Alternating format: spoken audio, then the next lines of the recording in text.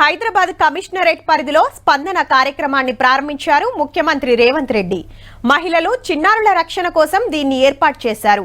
ఆపదలో ఉన్న వారికి తక్షణ సహాయం అందించనున్నారు. ఫిర్యాదులు అవసరం లేకుండానే చర్యలు తీసుకునే అవకాశం ఉంటుంది.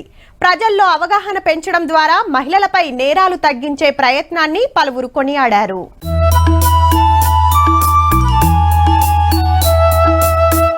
స్పందన టీం బెట్టుడే కాదు, బండ్లు కూడా ఇచ్చిండ్రబ్బా. ఎవ్వలకు ఏడాపతున్నా 100 నెంబర్కో 112 నెంబర్కో ఫోన్ కొడితే చాలు, కారేసుకొని రయ్యన వస్తూనే ఉంటారట. ఆడోళ్ల కోసం, పిల్లల కోసం స్పందన పేరుతోటి కొత్త సిస్టమ్ తెచ్చింది సర్కారు. మద్యానికో ఇతర డ్రగ్స్, గంజాయో లేకపోతే ఇతర వ్యసనాలకు లోనైనోలే ఎక్కువ ఈ నేరాలకు పాల్పడుతున్నారు.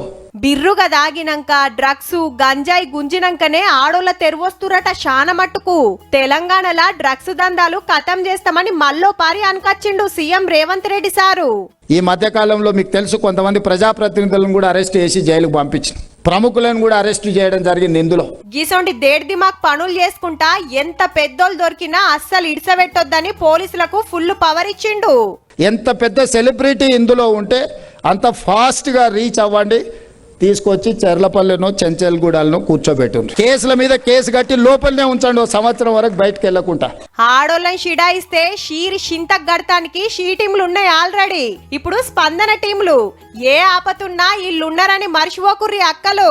ఏమంటున్నాం?